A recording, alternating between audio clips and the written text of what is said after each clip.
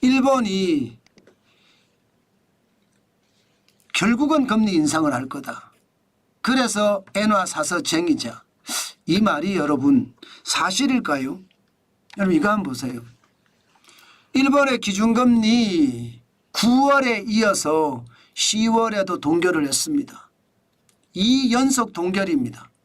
0.25%를 유지하겠다는 뜻이죠. 뭐 예상한 거잖아요.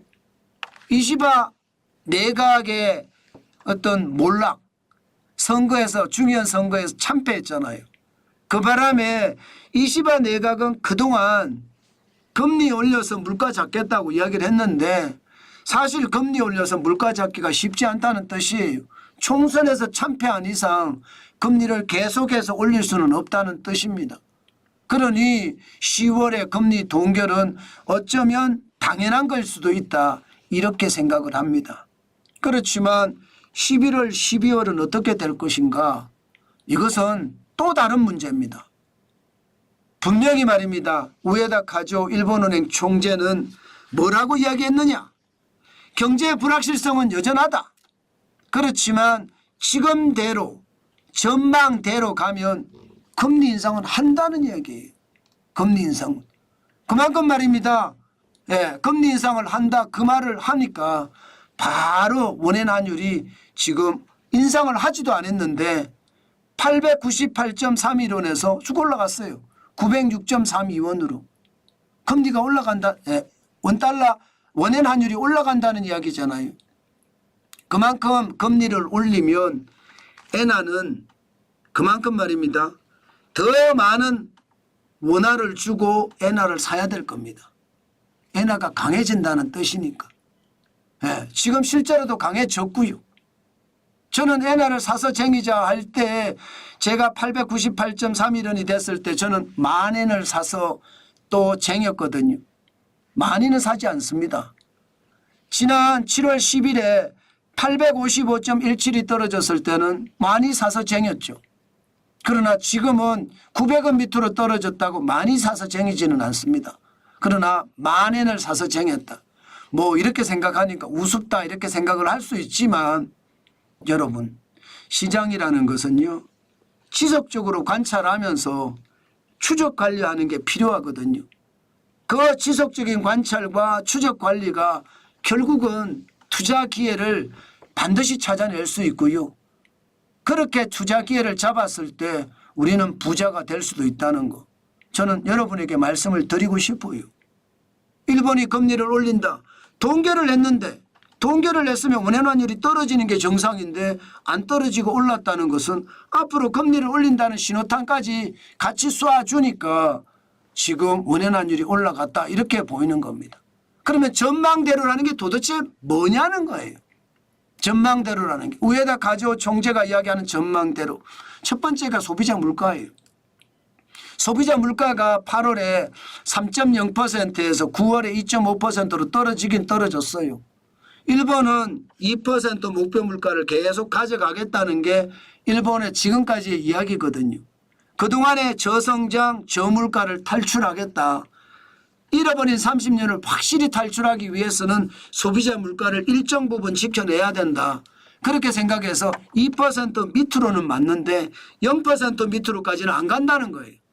적어도 1% 이상 2% 미만으로 관리하겠다는 뜻이거든요.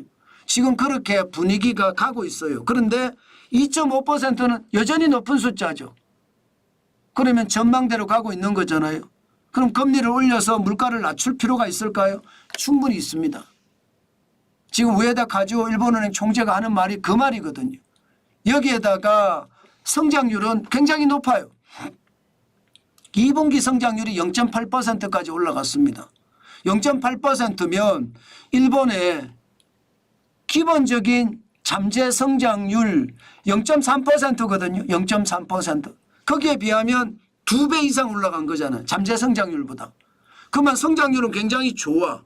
물가는 안 떨어져. 금리는 인상해서 물가를 떨어뜨리면서 성장률을 워하면 약간씩 내려가게 하는 거. 이거 당연한 경제정책 아니겠습니까? 그런 경제정책이 나온다면 일본은요 결국은 금리 인상이라는 어떤 정책을 가지고 나올 겁니다. 그 정책에 따르면 결국 말입니다.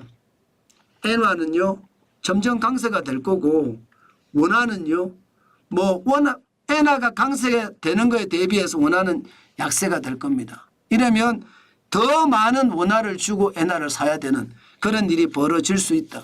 저는 그래서 여윳돈으로 저는 여윳돈으로 엔화를 조금씩 사서 모은다. 이게 지금은 조금 사서 모으지만 모으는 기간이 길어지잖아요. 그러면 티끌모아 태산이 됩니다. 저는 그게 결국은 부자가 될 수 있는 지름길이다. 그렇게 생각을 하고 시장에서는요. 저는 적극적인 대응을 하면서 시장을 보고 있다. 이런 얘기예요.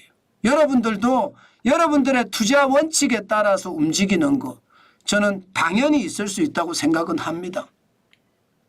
원엔 환율도 보면 10월 30일에 153.41엔까지 올라갔었거든요. 이게 152.01엔 엔화가 강해졌다는 거예요. 엔화가 강해지면 강해질수록 원화는 상대적으로 약세가 될 수 있으니까 여러분도 여러분의 투자 원칙에 따라서 정환진을 다 믿을 필요는 없습니다. 여러분 책임하에 정환진이가 이런 말 하더라.